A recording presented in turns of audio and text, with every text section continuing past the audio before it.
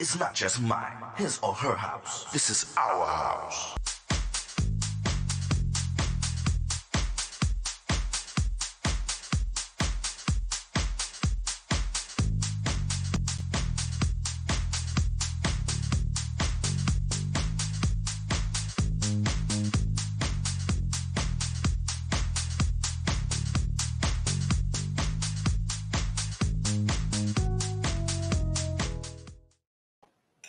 Hello, everybody. My name is Tyrone Lowe, and this is my show called The Legends.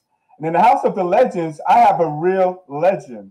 And I bring to you today Carol Williams Salsoul. How you doing, Carol? Hi, how are you? How's everybody doing? We're fine. Everybody's fine.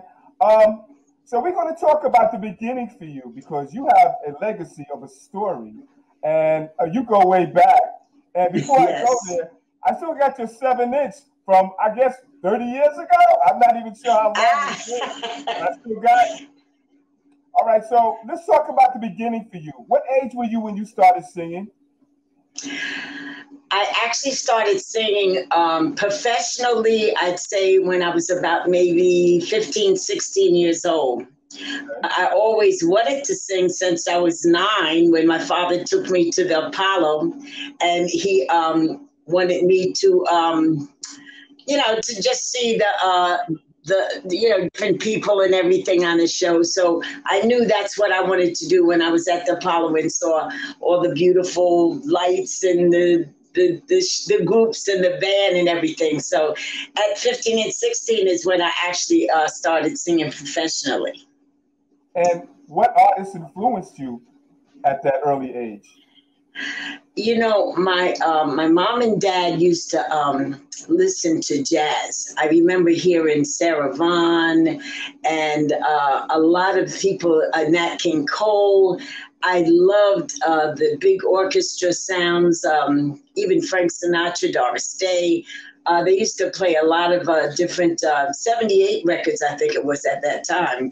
Right. And that's what influenced me to, just to hear everybody singing and the arrangements. And that's where I really started getting into loving to actually sing and perform too. Right.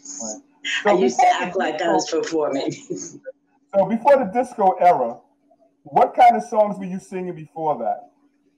What was your first recording? I know it wasn't disco. I'm sure that it was something before that. It was more back in the days of the girls of the 60s.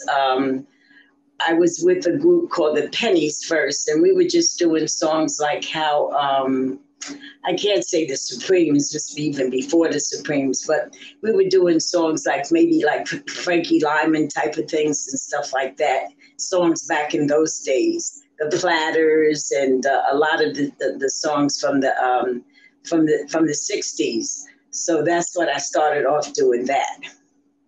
So my question to you is, you were crowned the First Lady of Salsoul. So tell the viewers about that. Okay, I auditioned to be able to be on Salsoul. They were looking for a disco singer similar to Gloria Gaynor. And I went and auditioned from it was like maybe about 200 girls that were there, and they gave us the music. Well, they gave me the music to read, and I don't read, but my husband was there with me, and he sight reads, so he's humming it in my ear, and so I knew it by the time it was my time to go up and sing, and I tried to do it as much like how a Gloria Gaynor would do or sing it, because she's also a very good friend of mine, but also I know her style, and I used to do top 40. So I'm used to hearing and doing songs that people, like the people do as much as I can. So I sang it basically how I would think Gloria would have done it. And I was able to get with Salsoul by doing that. Well, times have changed, as definitely. far as technology, and things of that nature. Has it been a benefit for you, or has it been a something that's downgraded? No, I think it's definitely. I think music is evolving and it's getting better. But then I think we were in the time of disco where the strings and violins and horns and everything. It was back into a big orchestra at the time when we were coming out with disco Right. records. So it brought all that, like the big band sound, but with a disco beat, and I love that. And I thought it was a great change. It was wonderful music. And then it brought a lot of the songs back from, the early days of like More, which I did More. And I think Gloria Gaynor did How High the Moon. These are all standard songs that were brought back into disco with the disco beat, thanks to Earl Young, too. Now, you recorded with the original Salsoul Orchestra, am I right? Yes, yes. And that included Vince Montana as well? Yes, Vince Fontana. Actually, my producer that Salsoul was going to put me with, because they signed me. I was the first lady to sign with Salsoul, and my producer was going to be Floyd Holloway, which was Lolita Holloway's husband. Okay. And they lived in Chicago, and they did not like to fly. Neither one of them liked to fly. So I'm living in New York, and Floyd was going to be my producer to produce my album, but because they didn't like to fly and so much time was going by, that I said, well, I'm ready to go in the studio or getting everything together. So they changed and put me with Vince Montana Jr. So he was my producer. Yes. As far as times are concerned, were the vibes better then or are they different now? To you, I mean, because I think the atmospheric conditions were a little bit different then to now. Yes, I mean, it's different I think, to me personally, because I'm in what's happening now, and I was in what's happening then. But it was just the excitement. I mean, you had real drummers, you had the real drums. Everything was, not played on keyboards and sound. There was the real strings, real horns, and that just brought an excitement to making a record, and I loved it. Now it's a little different. A lot of people are doing records and songs that they're not really a real drummer, a real guitar player, horns and strings. They're done with the keyboard and the keyboard sound. But I miss that camaraderie of everybody just coming in and doing their thing. Right. So we're going to move on now to Vanguard Records. Now, yes. Let me ask you a question, because I need to know, and I'm quite curious. Now, Fonda Rae was also on that label as well, am I right? Yes, she was. Okay, she was. Did she have the same producer as well? No, I think Fonda had, if I'm not mistaken, when she did Over Like a Fat Rat, it might have been Patrick Adams, I'm not sure. Okay. But we were on the same label, but I had, on that label, I had Daryl Payne. He was my producer. Yes, but he wasn't Fonda Rae's producer. So let's talk about your official move from Salsoul to Vanguard Records, and how did that start? Well, first of all, before I went from Salsoul to Vanguard, I did the Reflection of Carol Williams album, which was on the Roy B label. And up in Canada, it was in someone else, it was like different, but it was with Roy B. And I did a whole album with my band and wrote every song on that album. So that was actually after I left Salsoul, I went and I did my whole Reflection of Carol Williams album with my band, and I kind of controlled everything. Tony Ballard was the producer on it, but basically I had a lot to say in that album because I had been with the Salsoul Orchestra, so I knew what was involved to have to do it. And I wanted to do everything on this Reflection of Carol Williams album, which I wrote every song. I included all of my musicians to write it. They had anything that they wanted to write that could go on the album. I was very hands-on with that album. And that was before I went to Vanguard. Okay, so when you went to Vanguard, what happened? Well, when I went to Vanguard, I was my first two albums, the Electric Lady and the Reflection of Carol Williams. Those were more dance songs, disco songs, dance. By the time I got to Vanguard and I was with Mr. Daryl Payne as my producer, I was doing something a little different. I was doing more, I'd say more R&B dance instead of disco dance. It was more R&B dance because I came out with No One Can Do It, and then I came up with Can't Get Away. And it was different type of vibe of music that I was doing with Vanguard. So, what was your feelings behind that, making the transition from disco to like a sort of like a contemporary dance type of music, which was actually like R&B in a sense? Yeah, But for one thing, I'm coming off of just doing a Reflection of Carol Williams, which I'm writing every song on that album. Right. So now I'm with Vanguard and I'm not writing the songs. Okay. Daryl Payne is showing me different songs to do, and do I want to do this? No One Can Do It was actually written by a very good friend of mine that I was doing Top 40 with a long time ago. And his name was Richard Source and Barbara Norris. And they had wrote this song, No One Can Do It.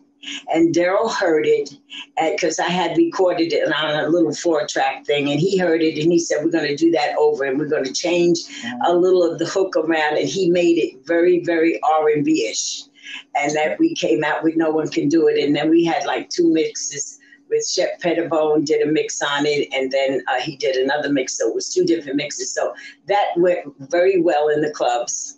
And then my next one was Can't Get Away, which Frankie Crocker had called me to his studio to have an interview with me. And he didn't remember me that I was with the Geminis a long time ago. And I was with a girl group called the Geminis. But I let him, he remembered it. But it was, I got to go to the Paradise Garage with No One Can Do It and Can't Get Away. The stuff that I did with Daryl Payne got me into Broadway International, Zanzibar, the Paradise Garage. There was a different type, like I said, more R&B-ish. Okay. So we're going to take a break right now, and we're going to listen to some of her legendary tracks. We'll be right back. Stay tuned.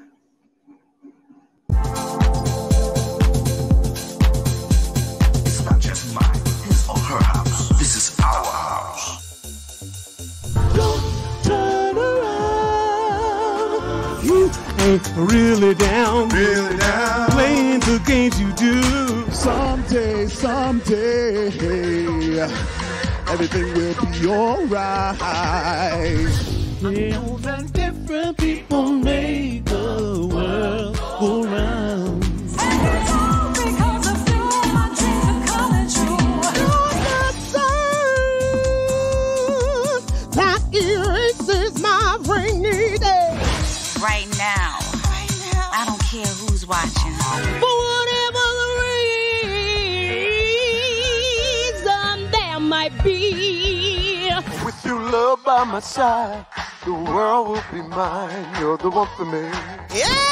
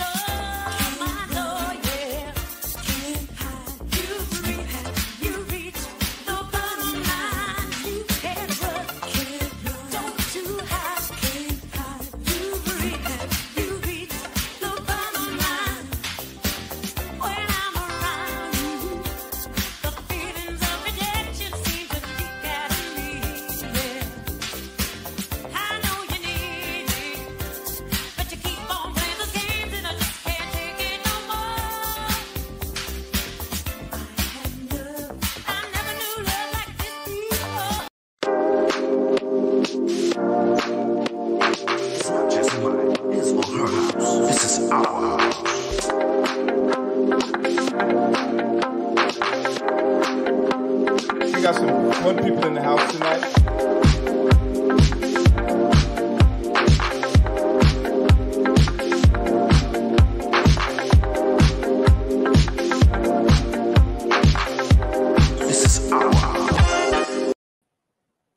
Hey, we're back. My name is Tyrone Lowe. This is my show, The Legends, and we have the DJ, well, I can say the diva, legendary Carol William Salsoul. Hey, Carol. Thank you. Hey, how you doing? You know, I'm wondering, that from back in those days to now, well, let's put it like this. Oh, you still doing stuff right now that you want to tell the viewers that you're actually, you want to leak anything out to them? Well, right now, because of the COVID, of course, nobody's really performing or doing too much of, doing anything as far as your performance-wise. But I am currently in the studio with my son, Tyrone, and we're doing, I haven't titled the name of this album, but it'll probably be almost like a 2-album kind of, deal type of thing. Songs that I have done, and they were not released. There were some things that I've done with Salsoul, a couple of songs that were not released and put on the album, so we're finishing that up. A couple of things that I've done with Mr. Payne, and we never put those out, but a lot of the stuff was done already, and we just have to finish up doing some of the vocals and some of the background. My son can kind of change it around to make it more up to date. The music of what's going on today. So I'm very excited about doing that because I loved working in the studio and creating, and I do writing, and I want to put some other stuff out there. So yes, I will definitely get in touch with you and let you know exactly what the name of it is and when we will be finished with it. Okay. Carol, where are you originally from? Let the viewers know. I'm originally I'm a New Jersey girl. I'm from Montclair, New Jersey. Okay. Yep.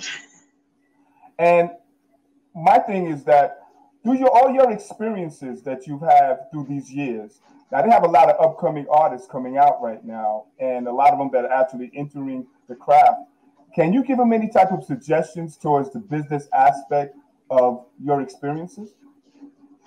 Yes, I try to let anyone know, whether they're musician, singer, writer, if you're in this business, as far as music is concerned, you need to know the business end of it. It's show business. There cannot be a show unless you have the right business to put together so that you can get out there and do a show. So it's very important for people to know, about your writing, about copywriting, all of that is very important. And whether you write or not, you have to know exactly, read your contract very carefully, know what you're getting into, know the business, and get to, go to books or go to Google or whatever, or ask other artists. It's very important to know the business end of this, of being a performer and being an artist. Go back into the archives, we got on Salsoul, Double Exposure, we have First Choice. Yes. Yes. Rochelle Fleming's, she's fabulous, and if Sky, you got Sky. If you had a choice to work with artists from back in the days right now, currently, who would that actually be? Who would you think you would actually want to work with? Oh, gosh. Well, I have worked with all of the Salsoul people on the label, which was wonderful. Someone that I would want to work with, that is a very good friend of mine, and we've never worked together ever on the stage, is Gloria Gaynor. I would love to do a show with her, which I'm a very good fan of hers, but we've never done a show together. and we've Wow. had the same manager at one time, and Wow. we've and before we even got started to, you know, her being her name, because she was Gigi all the time, that was what we Right. called her. But you know, we saw each other come up, we had the same manager, but we were never on the same show, or never ever were we on the You show should make together. that happen. So You should make that happen. I think that would well, be. it's true. I think that'd be quite epic. I would love to. I really would. As soon as this COVID is, you know, clear and we can start going out and doing some more shows, I'd love to do something like that, or something where I'm performing on a show with her. So I'm sure that you've traveled the world and you did, you know, certain shows and stuff like that. What would you say would be your best show that you ever did, that you were really, really, really, you know, impact with? I would have to say, from the reviews that I got when I opened up for James Brown at Lehman College, and I was just, I mean, he's just such a gentleman, and he made me feel like I was, because when I met him, and he kissed my hand and he said, "It was a pleasure meeting you, ma'am." Okay. And I'm much younger and everything, and he just made me feel like, oh my God, I'm a ma'am. But he was wonderful, wonderful personality. Of course, he put on a fantastic show. And when I opened for him, I had my whole band and everything, and he was very, very happy with the show. He really was. So I'd have to say that was a memory. Do you want to share any highlights of your career that the viewers should know about? I would like to say that it was such a pleasure when Lolita Holloway came into the Apollo. She called me and she wanted me to get a band together and to, you know, get everything together. She lived in Chicago, and of course, the Apollo's here in New York. So she wanted to use musicians here, and she knew that, you know, I had a pretty good band and everything together. So I got that together for her, and I actually used my son, Devern Williams, on drums. Not because he was my son, but because he knew every lick and every song of Lolita Holloway's. Right. And when I told her that, because Lolita's also his godmother, and when I told her I was using him, I think he was only 12 at the time. And she said, "Really?" I said, "He can do it." And we rehearsed, and she said, "Yes, he can." So it was a wonderful show because she had her son, Whoopi, which is Floyd Jr. He was on the show, and her other son. And it was just, I have the tapes of it, and I will be putting it on Facebook. I just have to have it changed to update the tapes. But that was a wonderful show because Junior Walker was on that show, and also Bobby Womack. He was also headlining with Lolita, and that was such an experience to us. I sang background, and I had other background singers with us, and Lolita just was wonderful to work with. So that's one of my big highlights to have worked with Lolita Holloway. Any shout outs to anyone? Yes, I'd like to shout out to my son who has a new song out, "Get With Me, Baby," and also my other son, Mr. Manny Rebel. They both work with Daryl Payne, who has, after 21 years, is reproducing again. I want to shout out to them and everybody that was involved in all of the things that they did. And I want to shout out to all of the artists, Joe of Double Exposure and First Choice, and all the people, Sky, that are on Salsoul, and everybody that's, you know, just waiting for our turn to go back out there and perform. I want to just make a shout out to them and all the fans that have been so loyal and faithful to all of us. They come out to the shows, they do see us. So thank you so much for supporting us. And I want to say a big shout out to Melba Moore and her manager, Ron Richardson. I want to thank you so much. I am so humble right now to have you on my show. I'm really flattered to really see that. Years ago, I was actually playing your record, and now to see you on my screen, I am so flattered. So thank you. I want to say to you, thank you so much. And I plan on having Glory on my show, you know, because it's not going to just stop right here. You know what I'm Oh, saying? that's I great. really Well, want- I will definitely be watching. Okay, so listen, I thank you so much, and this has been another T-Lo Video Productions, and y'all guys just, come back and stay tuned for another T-Lo Video Productions episode. Thank you, guys. Thank you. It's not just mine, his or her house. This is our house.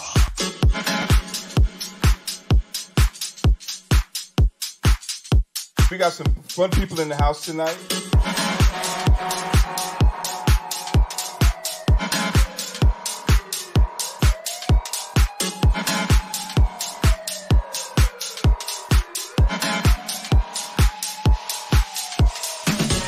This is our house.